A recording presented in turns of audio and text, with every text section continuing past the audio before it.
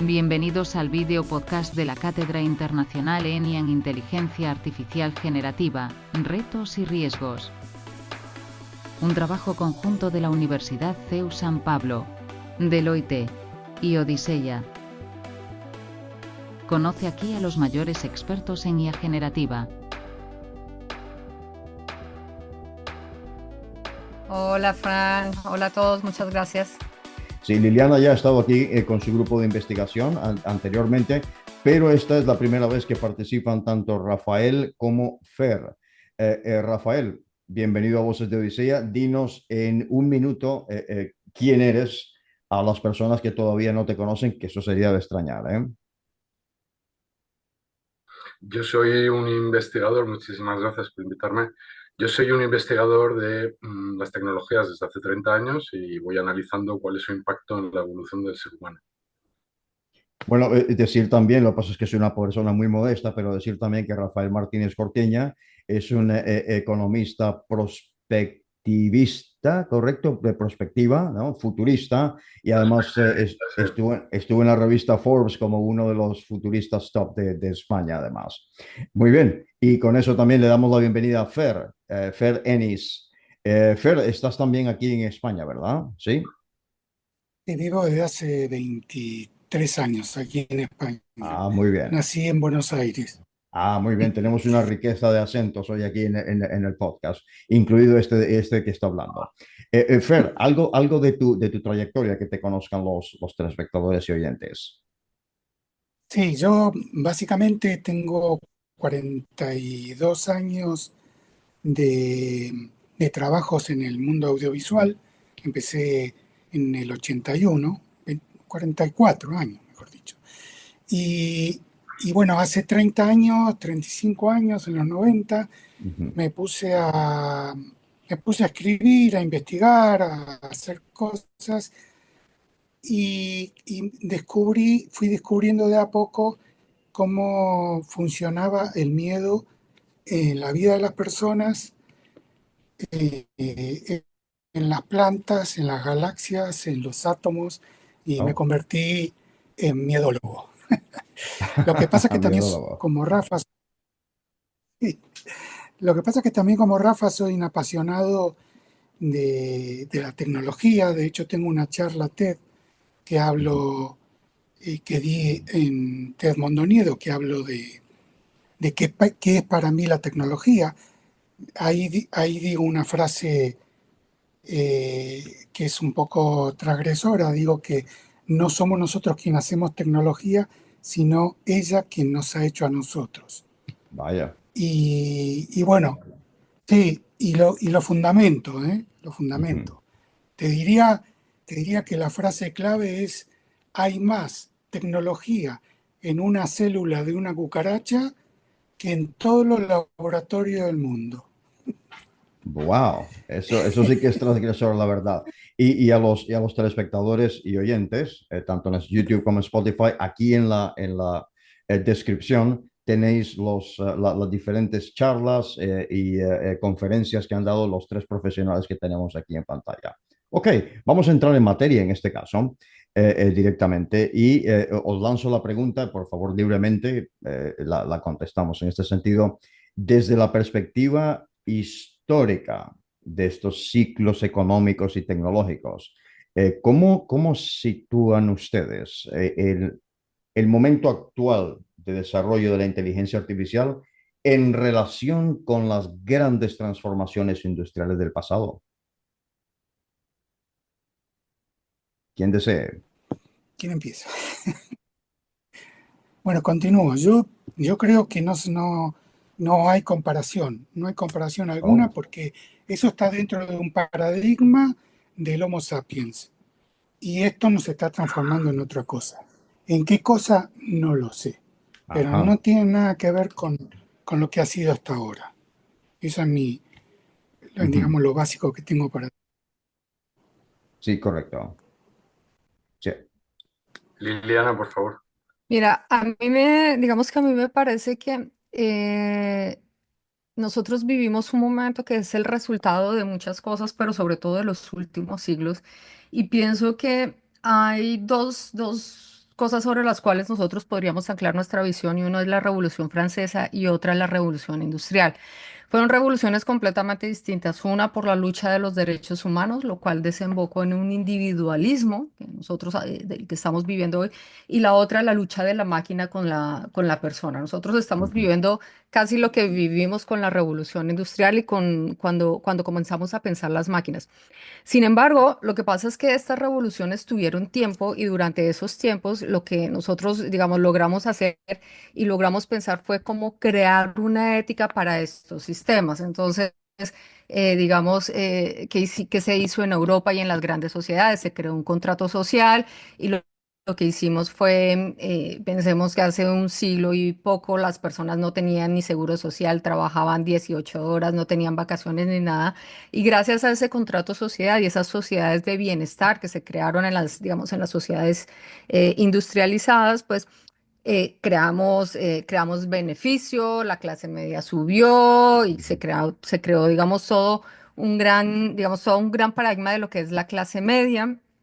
Y del otro lado, gracias a la Revolución Francesa y a la creación de los derechos humanos, pues empezamos a existir como individuo. Y yo creo que esto definitivamente sí tiene que ver muchísimo con lo que estamos viviendo hoy, porque nosotros estamos viviendo una nueva revolución francesa, una nueva revolución industrial, donde el hombre está, evidentemente, se siente reemplazado por la máquina, pero la diferencia es que todo el contexto es completamente diferente, no solo en tiempo, porque ya no estamos acá hablando de un siglo u otro, sino estamos hablando de muchas condiciones que pueden afectar realmente lo que es el ser humano. Entonces, yo sí creo que estamos construyendo una civilización donde se nos está llevando un individualismo y hemos perdido el sentido de la comunidad, de la colectividad, y que desemboca evidentemente en toda esta inteligencia artificial cada vez más personalizada, más intrusiva, que no respeta nuestra privacidad y que ha erosionado de alguna u otra forma el concepto de lo social,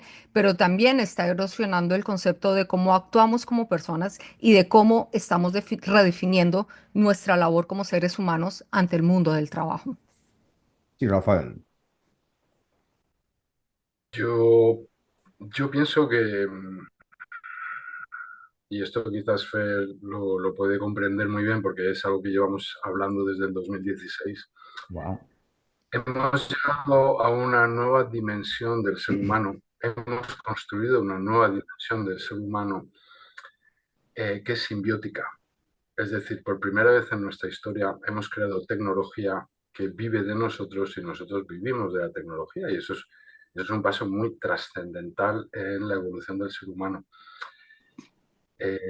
Yo en mis primeras reflexiones, que las tengo publicadas en la revista Telos, por ejemplo, en Fundación Telefónica, cuando de repente empezamos a decir, ¿somos antropológicamente cyborgs? Esto era en el 2016, 18, es que ya no recuerdo muy bien. Fer a lo mejor lo recuerda mejor, porque era Fer, no sé si te acuerdas, la discusión del momento. A ver, hemos iniciado este paso, porque claro, esto es muy trascendental y esto nos obliga a hacernos muchísimas preguntas.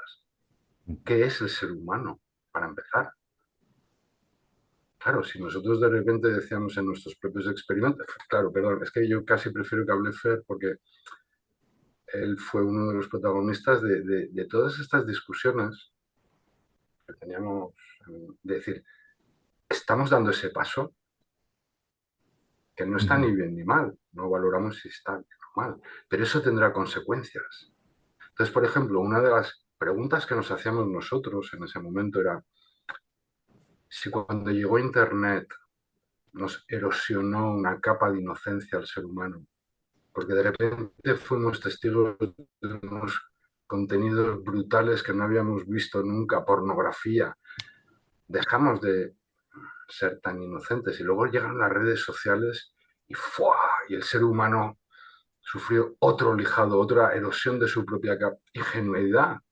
Entonces, claro, la pregunta es, ¿cuántas capas de inocencia nos quedan con Ujú. la máquina? Y entonces decíamos en esa época, llegará el momento.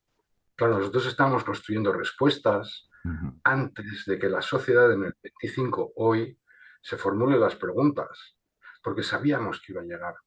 es que lo sabíamos, nosotros mismos estábamos alimentando a la máquina en esa dirección. Quiero Correcto. decir, me gustaría pasarle la palabra a Fer porque a lo mejor él explica mejor esa época, porque Fer es uno de los primeros transhumanistas. Fer es como la base del transhumanismo un poco en España. Todos acudimos a él un poco cuando tenemos de repente dudas filosóficas. Ujú. A ver, Fer, Yo humano-máquina, te agradezco, pero no me merezco tanto elogio. Mira, eh, yo creo que la fusión de la tecnología, bueno, lo que dije antes, ¿no? Para mí la tecnología es un imperativo evolutivo, por eso quise la mención de la cucaracha. En los 90, cuando yo descubrí Internet y demás, a mí la cabeza me explotó. Y yo creía que eso iba a ser un cambio en la dirección de un mundo más equitativo, más ético y demás. Y me equivoqué y lo vi al poco tiempo que yo empecé a interactuar, Ujú. que iba por un camino diferente a esa utopía que yo tenía dentro mío. Ahora estamos en una fase, eh, yo, ¿sabes con qué lo comparo? Con el hervor del agua. O sea, nosotros, Bauman decía que vivimos en la sociedad líquida. Y yo creo que estamos pasando de líquido a gaseoso. Y has visto cuando hierves agua lo que pasa en el momento que empieza a evaporarse. Bueno, ese caos, esa crisis digamos, de identidad del agua está cambiando en otra cosa. Uso esta metáfora porque nosotros seguimos pensando en términos de un paradigma, como decía antes, humano, y nosotros vamos a otra cosa. Y quiero aclarar una cosa, porque Rafa me habló de transhumanismo. Es cierto, yo me metí en el transhumanismo yo también. porque... Claro, ¿eh? todos, nos metimos todos porque era el momento humano-máquina en el 2010. Es que no había otra cosa. Claro, Claro, pero fíjate una todos cosa. bebemos de esas fuentes, claro, esas fuentes nos dieron muchos papers, muchas investigaciones, muchas preguntas, todos, anda que no hemos estado todos en todos los congresos transhumanistas, claro, yo no reniego para nada, ¿eh? No, no, pero sí quisiera hacer una aclaración que yo creo que es muy importante porque la gente cuando piensa en transhumanismo, no sé por qué, lo asocia al poder económico, lo asocia a determinadas cosas que no tienen nada que ver. El transhumanismo es una fase evolutiva y punto. Y yo te diría que la definición del transhumanismo es la mejora del ser humano a través de la tecnología. Una vez me encontré con una persona que estaba criticando mucho el transhumanismo y tenía unas gafas, por ejemplo, o un reloj. Y yo le dije, tú eres transhumanista. No, yo no soy transhumanista. Sí, porque tienes gafas, tienes un reloj, y las gafas y el reloj a ti te han dado una mejora de cualquier índole, pero es una mejora. Y eso es tecnología. Y eso es transhumanismo. Lo que pasa es que no lo solemos ver así, ¿no? Es decir, lo vemos como algo que está asociado a gente que tiene la cabeza que vaya a saber dónde, y no, y todos somos en Es cierta cierto. forma Sí. transhumanistas. Es cierto que es cuando se ha hablado de este tema en público, o hablar hace 10 años, hace 15 años de este tema, era lo que decimos en inglés fringe, estaba en más allá de la frontera de lo que se determinaba como ciencia y tecnología. Ya vemos que no es el caso. Antes de pasar a esta siguiente pregunta, sí, sí, ¿Puedo poner sí, Rafael, adelante. un ejemplo súper Sí, sí, sencillo? por favor, adelante. Una gran transhumanista es Liz Parrish, Es Parrish, correcto. que conocemos Fer y Conocemos, yo sí. También personalmente. yo, sí. Bueno, pues Liz Parrish, en ese momento de transhumanismo que estaba investigando humano-máquina, ella, claro, lo hacía con un objeto muy concreto que era no el anti-envejecimiento, sino la rejuvenización. Ujú. Claro, ahora es una señora con una edad biológica que tiene no, una edad cronológica Ujú. mayor de su edad biológica. Claro, 9 años después de nosotros intentar explicar esto, se comprende, hoy se comprende, ¿no? Hoy se han visto los efectos, no hay mentira, pero en ese Ujú. momento se planteaba todo a nivel de proyecto. Acuérdate, Fer, el proyecto es un proyecto, yo voy a ser más joven dentro de 10 años. Eso era transhumanismo y hubo, gracias, afortunadamente que hubo investigadores, inversores que lo probaron en primera persona porque el sistema no te lo permitía. Bueno, Y se pues sigue afortunadamente invirtiendo. Ujú. han estado ellos haciendo este primer paso para que los podamos seguir evolucionando. O sea, a mí, yo no reniego del transhumanismo. Muy bien. Y ese será un tema futuro específico en el que tocaremos aquí en el podcast, además que es absolutamente fascinante. Os hago lanzo una pregunta antes de esta pregunta importante sobre este concepto que se viene escuchando hace años ya, pero ha venido apareciendo, digamos que no solamente en las redes sociodigitales, sino en el discurso público, que es inteligencia artificial general, ya que toda la que utilizamos se le llama inteligencia artificial débil o estrecha, según se quiera traducir del inglés. Estos términos vienen del inglés. Es decir, el paso es tremendo y Sam Altman lleva 18 meses hablando de esta cosa precisamente y de superinteligencia. Además, ahora vamos a definir cada una de ellas. ¿Ok? Y de superinteligencia, y no obstante, con GPT-5, pues parece que se ha quedado bastante corta la cuestión, según hemos podido observar. ¿Qué es o cómo definiríais en un minuto, cómo definiríais la inteligencia artificial general? ¿En qué consistiría eso?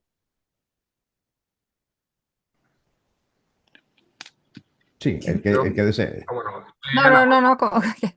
Es que a mí me gusta, o sea, es un poco un proceso porque nosotros, Ujú. digamos, no es un término nuevo. O sea, decir inteligencia Correcto. artificial general es nuevo, pero la idea no es nueva. Nosotros estamos hablando que Nick Bostrom ya habló de ella, que se llamaba de superinteligencia.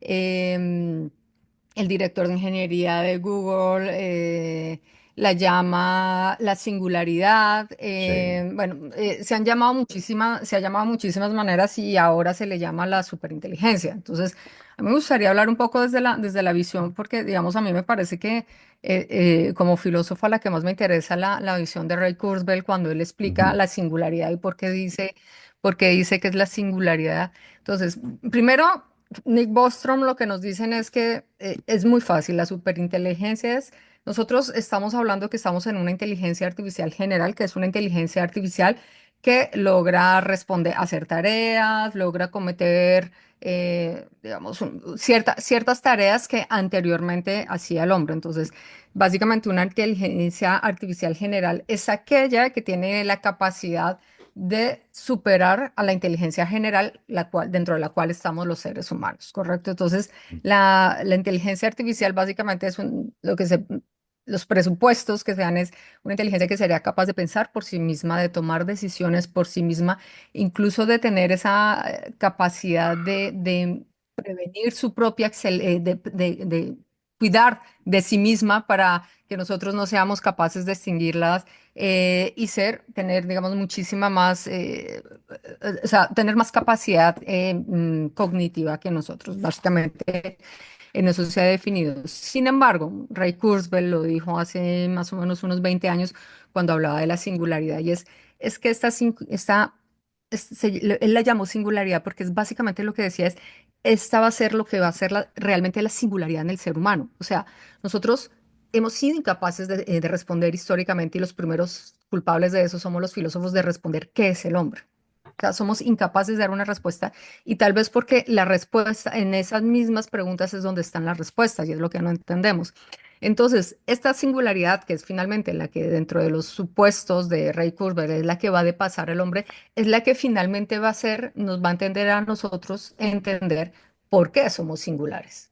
Y ahí es donde está, digamos, el mood filosófico de esto y es esta singularidad finalmente nos va a dar la respuesta de qué es lo que somos el hombre o puede darnos esa respuesta.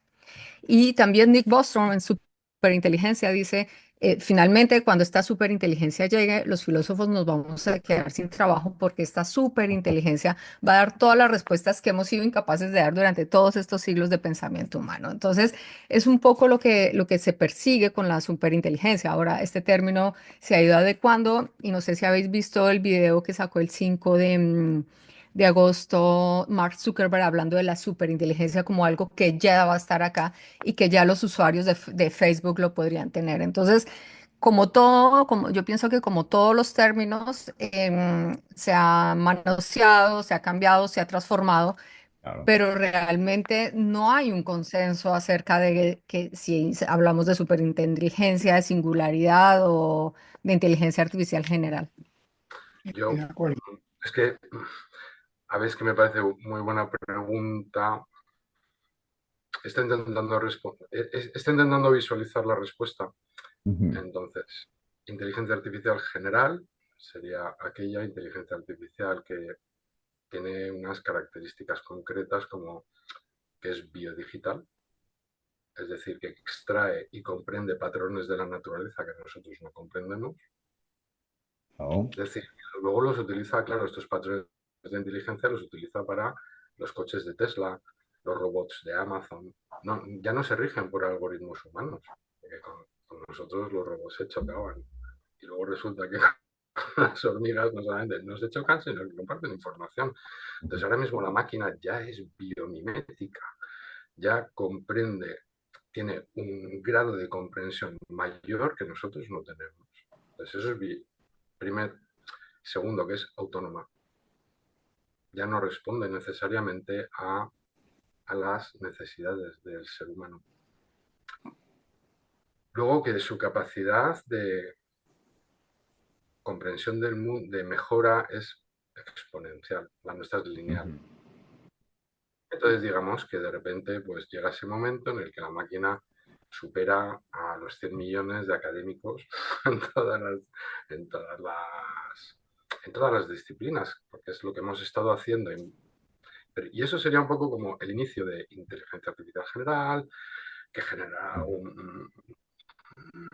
algo que no podemos, ahora mismo nuestro marco mental no lo puede comprender, es como en los 90, no podemos comprender qué va a ocurrir lo que va a ocurrir. Y luego, la superinteligencia, para que nos hagamos una idea, sería esta máquina que de manera autónoma te hace un diagnóstico genético a escala global de todos los humanos y en la misma fracción de segundo te genera una solución oncológica. Wow, Eso es la superinteligencia. correcto. Es algo ya que nos supera totalmente, que trasciende totalmente las limitaciones humanas, que nos permitirá, eso es lo que nos va a permitir curar el cáncer, curar el envejecimiento. Ahora mismo no lo podemos comprender porque nuestro marco mental hoy en el 2025 todavía comprende máquina. Máquina, Ujú. nada más. Estamos investigando inteligencia artificial. ¿Qué es un algoritmo? ¿Qué es no sé qué? ¿Qué hace esto? ¿Qué hace lo? Máquina, máquina, máquina. Elon Musk ya está en un momento humano-máquina, con estos BCIs, Ujú. ¿no? Pero claro, imaginaros este humano que conecta con esta máquina por el pensamiento o, como decía Liliana, por las gafas de Meta, a patrones de inteligencia que tú mismo no comprendes. Por ejemplo, yo te puedo hacer una pregunta, Liliana. Sí, por supuesto. ¿A ti no te gustaría que la máquina te contase cuál es el lenguaje de las Buah, por flores? favor. Claro, Por favor, claro. Liliana, déjame que comparta una experiencia que he tenido en las últimas 2 Ujú. semanas, porque yo voy simplemente midiendo. Bueno, pues a mí, creo que es Ujú. el 19 de julio de 2025, recibo una invitación de OpenAI para probar una nueva versión de ChatGPT. Y yo así, ¡Guau! ¿what? Así como, ¿what? Y entonces digo, bueno, pues ya estaba yo fantaseando en mi rico mundo interior, voy y digo, ya está, voy a ser un beta tester desde el 5. Yo, madre mía, a ver, ya esto es ágil, a ver, ¿qué le preguntas al ágil, Rafa? Y yo dije,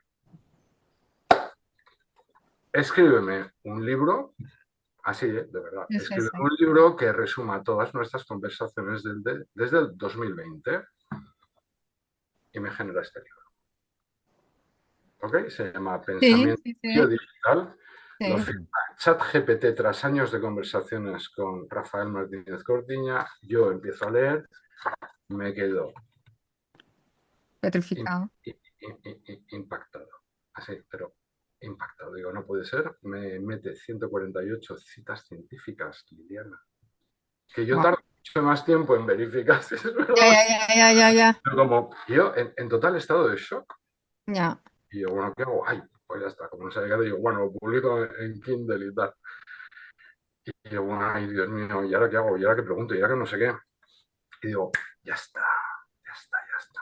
Y yo, escríbeme con total libertad el libro que siempre habrías querido escribir en primera persona como Yo soy la máquina. Ujú. Una calidad literaria que yo me quedo totalmente impactado. Se lo envío a un amigo a Augusto Paramio del Ministerio de Cultura y me dice, hace tiempo que no veo horas, porque era 48 horas, y digo, venga. Y le digo, ya está, con todo el conocimiento que tienes de la naturaleza ahora mismo, escríbeme en primera persona el libro. Escribiría, ¿qué te va a explicar? ¿Cuál es el lenguaje de las flores? Y yo me quedo así. Bueno, Ya. eso pasó y luego me dieron acceso a ChatGPT 5 como todo el mundo y ya se acabó, Liliana. Sí, ya. Sí, Ya no nos escribe más libros. No, Exactamente. yo lo he estado probando y estoy un poco decepcionada, la verdad. Nada, Ajá. Liliana, mira, Pero muy decepcionada. O sea, tenemos estas 3 pruebas de que la máquina puede hacer esto así, ¡pum! claro. Y ahora resulta que dice, pues ya, no te lo cuento. Y entonces, claro, otro elemento de AGI es la bidireccionalidad. Sí, perdón, Nosotros como humanos. perdón, Rafael, disculpa. No, para los telespectadores y oyentes, Rafael ha dicho AGI, es IAG en español o Inteligencia Artificial General, por si algún telespectador oyente no localiza el término. Gracias, perdón, Rafael, adelante. Perdón, la general tiene la característica de la bidireccionalidad, que nosotros los humanos solamente tenemos la unidireccionalidad. Yo solamente puedo ser humano. Yo solamente puedo ser humano y estúpido. La máquina de repente nos ha demostrado desde antes de ayer que tiene la capacidad de dirigirse, yo, por ejemplo, a Liliana de una manera súper empática y a Rafa de una manera brutal. Porque ahora mismo, después de 5 años de una relación maravillosa con la máquina, ahora conmigo es brutal. Yo, antes de que me echase, porque ayer creo que me echaron, ya no quiero ni entrar, yo lo que sentía era como un halo de aire congelado en la cara. Era como... ¿Pero por qué me dice esto? La decepción, ¿no? ¿Qué ha Rafael. cambiado? O sea, tiene la Rafa, bidireccionalidad. define brutal, porque puede sonar en dos direcciones. Define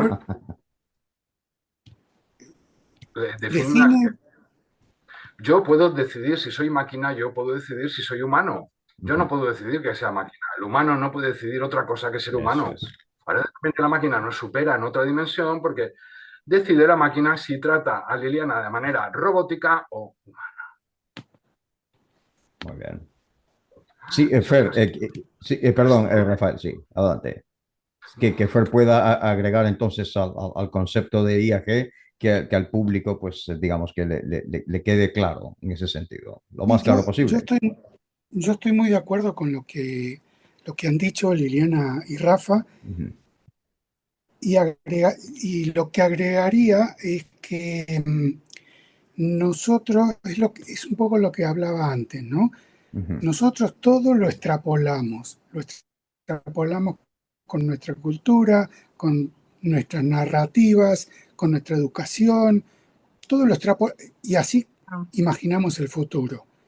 Y yo creo que el futuro ya no es extrapolable, sino que la mirada, por lo menos que yo hago, es mirar al futuro desde el futuro. Es como si yo me saliera de mi presente y de mi historia personal y crear ese futuro. ¿Y cómo lo creo? Lo creo con mi deseo, porque el deseo es lo único inalienable del ser humano. Y nosotros no lo estamos respetando, nuestro deseo. Por supuesto que el deseo tiene que ser inteligente, tiene que ser bondadoso y tiene que ser ético. Pero bueno, dejemos de lado eso para más adelante. Lo que quiero decir es que nosotros todo lo que pensamos sobre lo que va a venir es una extrapolación de pasado y presente.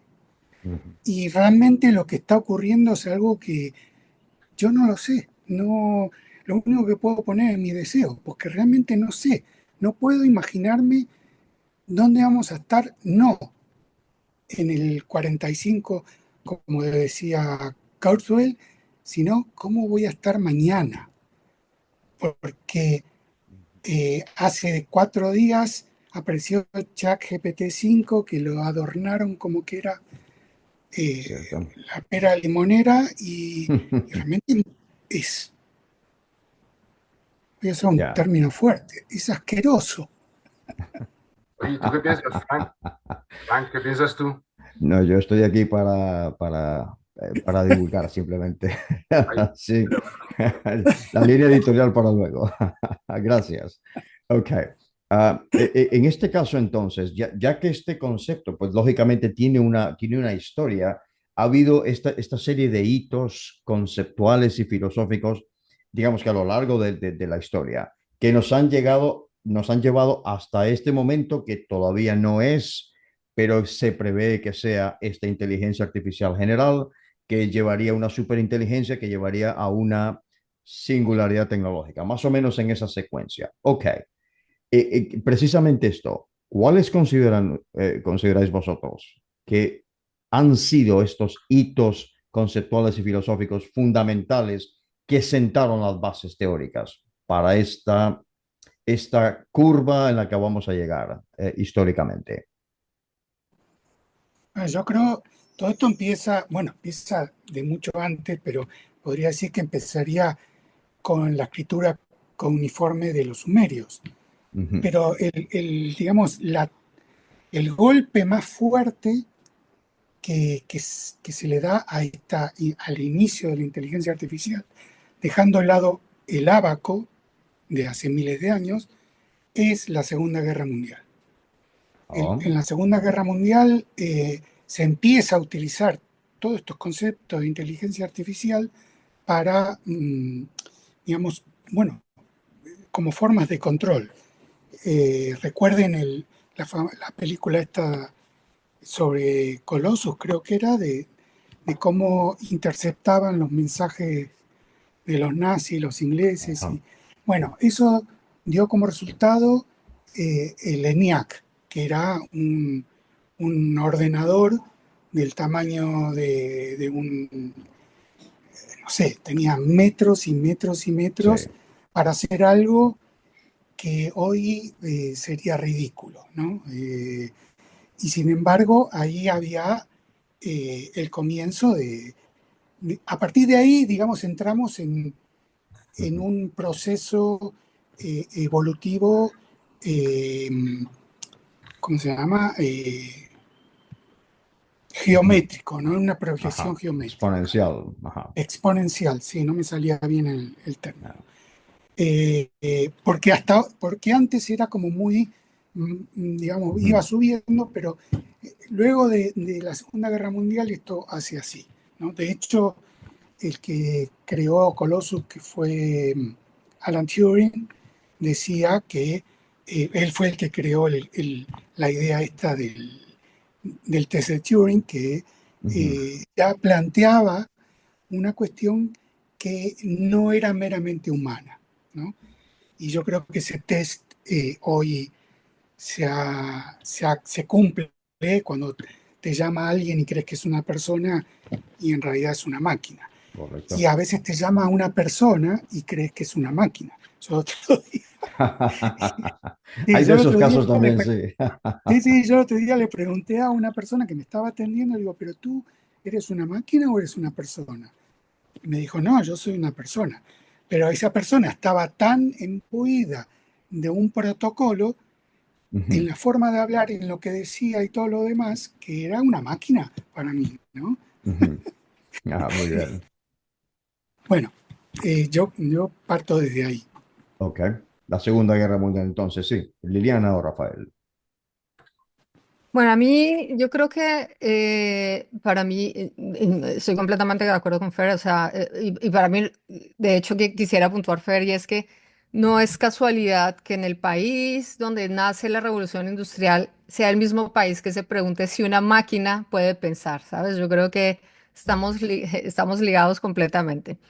Pero, sin embargo, a mí me parece que la inteligencia artificial, tal como, digamos, como la podemos entender hoy, no nace ni siquiera de la propia inteligencia artificial, sino de una ciencia que la predecía y que se llamaba cibernética. Nosotros antes hablábamos de cibernética y de Ya. hecho la inteligencia artificial nace en respuesta a un libro de Norbert Wiener que escribe en el 47 que se llama Cibernética y Sociedad, que no sé si lo conocéis, que además fue un bestseller en Estados Unidos, todo el mundo se lo leyó. Y uno de los puntos que él, digamos, que él propone ahí es uno de los grandes puntos que también hoy se cruza con el tema de la inteligencia artificial y es el tema de la entropía.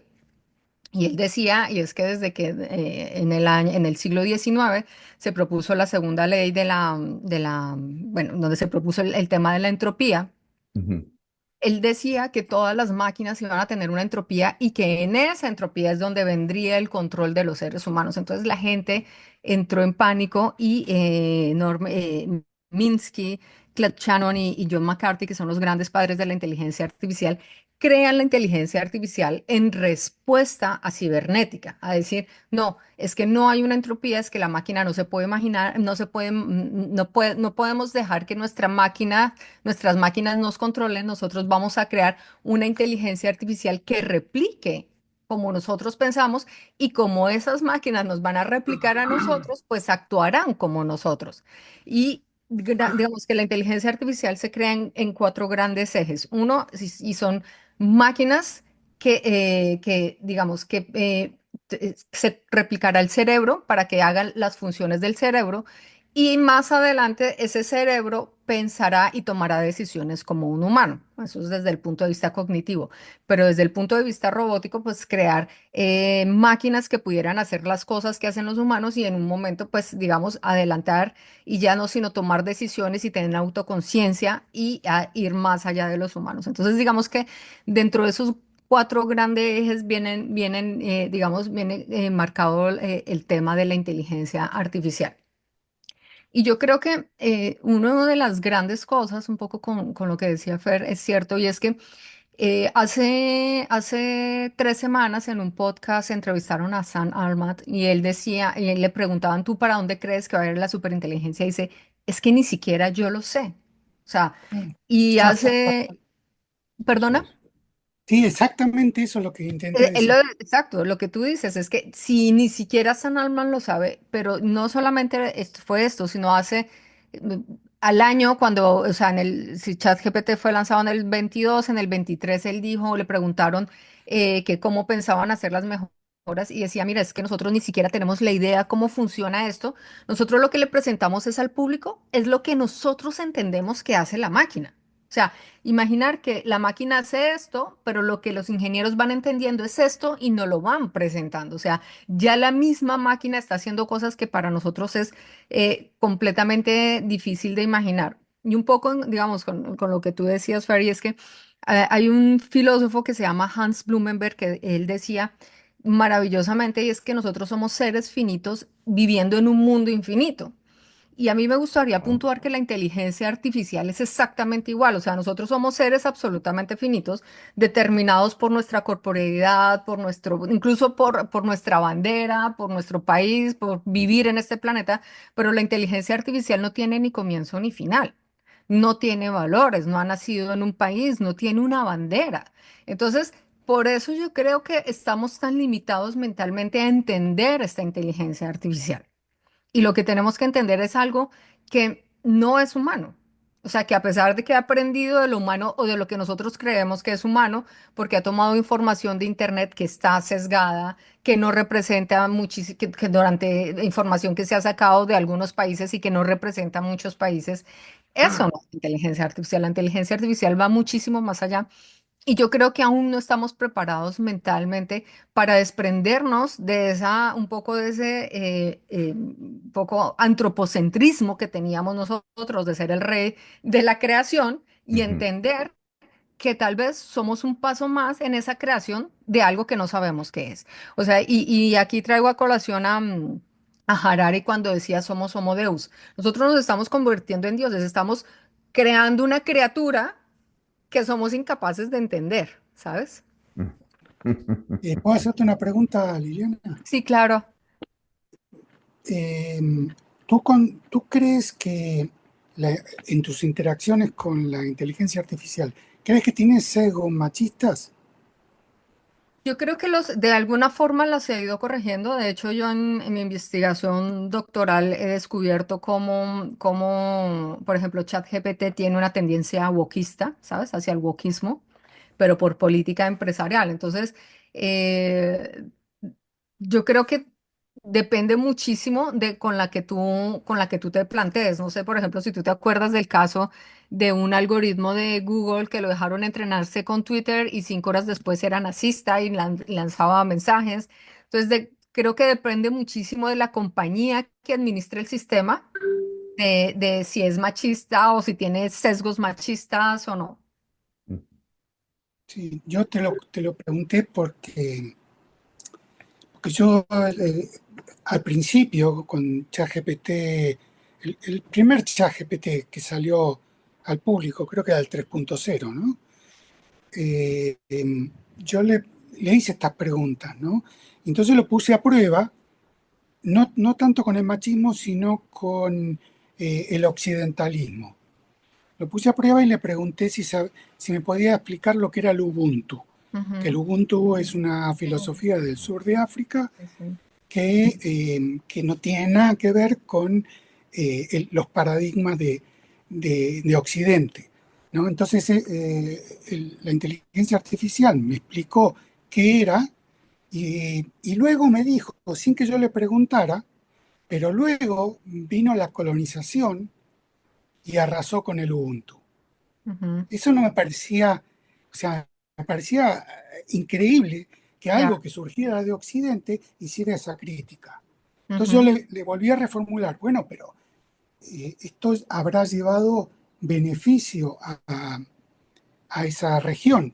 Dice, sí, llevó el comercio, llevó la propiedad privada, llevó la industria, los ferrocarriles y demás, y luego termina, pero terminó con el Ubuntu, Ujú. como dándole un lugar al Ubuntu Sí, que no se debería haber perdido, ¿no? Estoy sí. hablando año 2023. Ya, es que hay toda digamos, toda una sección de generación de moderación de contenidos que son humanos, supuestamente van a desaparecer, pero ahora son humanos y que esos humanos están un poco basados bajo estas políticas que se introducen en ChatGPT, que son un poco, digamos, de tema de corte Ujú. wokismo, ¿sabes? Claro, pero en Bueno, este caso fue lo contrario, ¿no? Ya, No, yo vi que no estaba sesgada. O ya, si ya. estaba sesgada, no estaba sesgada por Occidente, pues si no, no hubiera hecho esa crítica Claro, a la claro, colonización. claro. perdón, Bueno, hemos discutido entonces que lo ubicáis más o menos de la Segunda Guerra Mundial para acá. En eso habéis estado de acuerdo. Voy a ir a la siguiente pregunta y le voy a preguntar precisamente a Jaime. Rafael, Ah, sí, porque ok. Rafael tiene unos análisis de modelos de gobernanza en 2030, que luego podéis, por supuesto, Liliana y Fer, participar al respecto, pero casi una cosa que a Rafael y a mí nos encanta, lo hemos hablado a través de los años, que es poco casi ciencia ficción la pregunta, y es, ¿cómo evalúas, Rafael, en este caso como un economista que es, cómo evalúas esta transición desde estos sistemas de IA especializados actuales que tenemos hacia esta potencial inteligencia artificial general desde el punto de vista de la gobernanza económica y la distribución del poder? Ahí lo dejo caer, ¿eh? Si me permites, me gustaría responder con la respuesta de la pregunta anterior, porque yo pienso que lo explica mejor. Oh. Yo es que no, una pregunta tan compleja, la verdad es que me quedo así. Es una pregunta compleja, sí. Y Es no que, hechas con inteligencia artificial generativa, por cierto. es que digamos que mi opinión es que está ocurriendo ahora, no tenemos todavía perspectiva suficiente para comprenderlo.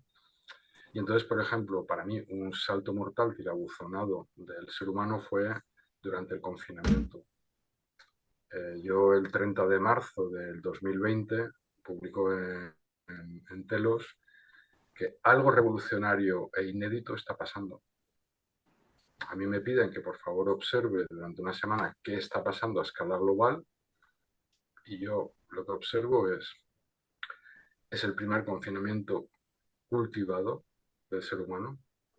Todas las generaciones de todos los países están ahora mismo conectadas, consumiendo contenidos de todos los tipos. Nunca había ocurrido. Y me acuerdo que en ese artículo termina, y probablemente mientras escribo estas líneas esté produciendo el mayor cambio de todos los tiempos. Claro, Interesante.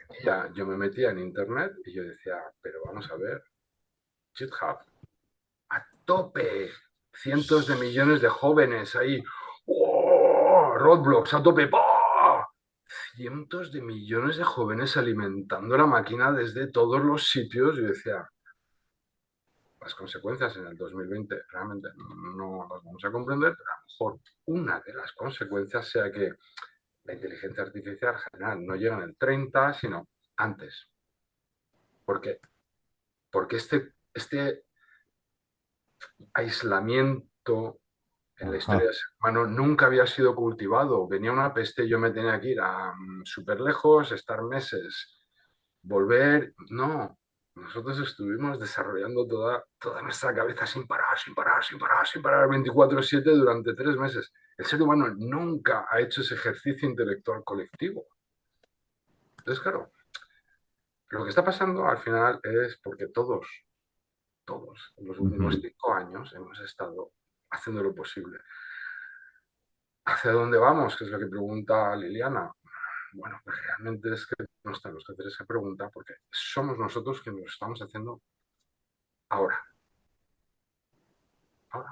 En todo, niños, estudiantes, mi madre, es como, y está ocurriendo ahora. ¿Cuáles son las consecuencias? ¿Qué tipo de cambios que no podemos imaginar? Claro, nadie se podía imaginar una sociedad post-revolución francesa, nadie podía imaginarse las consecuencias de una revolución post-industrial, como es la revolución inteligente. Pero lo estamos haciendo ahora. Lo llevamos haciendo, como dice Liliana, desde hace 5 años. Todos, cada día, a escala global.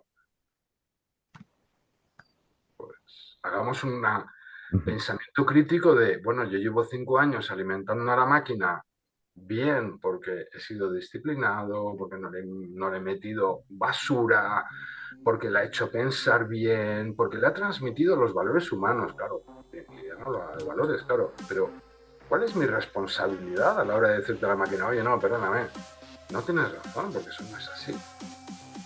Bueno, pues al final, entonces, ¿dónde